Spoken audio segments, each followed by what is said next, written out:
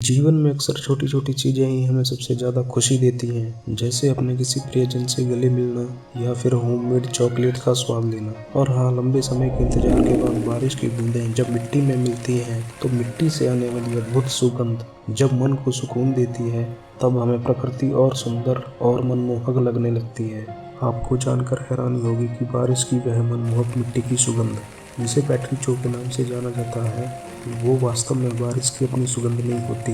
वह सुगंध एक बैक्टीरिया द्वारा तैयार की जाती है, जो बारिश के सूखी जमीन पर पहुंचने पर विशेष प्रकार के केमिकल के रिलीज करने के कारण आती है। सूखे के लंबे समय के दौरान जब कई दिनों तक बारिश नहीं होती, उस बीच एक्टिनोबैक्टीरिया का डिकम्पोजिशन एक्टिविटी रेट स्लो हो जाता है। पर जब बारिश नहीं होती, ठीक उससे पहले हवा में ह्यूमिडिटी बढ़ जाती है और जमीन गीली होने लगती है। यह प्रक्रिया एक्टिनोबैक्टीरिया डिकम्पोजिशन रेट को तेज करने में, और ये बैक्टीरिया ज्यादा जियोस्मीन को प्रोड्यूस करते हैं। एक्टिनोबैक्टीरिया मिट्टी में रहने वाले बैक्टीरिया हैं जो जियोस्मीन नाम के पार्टिकल्स मिट्टी में छोड़ते हैं। बारिश जब मिट्टी से टकराती है तो बारिश की बूंदें जियोस्मीन मिली हवा के बुलबुलों को फंसा लेती हैं। बबल्स बारिश की बूंदों के साथ चलते हैं और उसमें से एरोसोल के रूप में बाहर निकलते हैं, मतलब कि छोटे छोटे कण हवा के माध्यम से फैल जाते हैं। एक बार जब जियोस्मीन जमीन से हवा में मिल जाती है, तब हवा इसे हमारी नाक तक पहुंचा देती है और हम इसे स्पष्ट रूप से सूंघ सकते हैं, क्योंकि हमारी नाक इसके प्रति बेहद संवेदनशील होती है। कुछ लोग इसे तब भी सूंघ सकते हैं जब इसकी मात्रा 5 पार्ट्स पर ट्रिलियन से भी कम हो।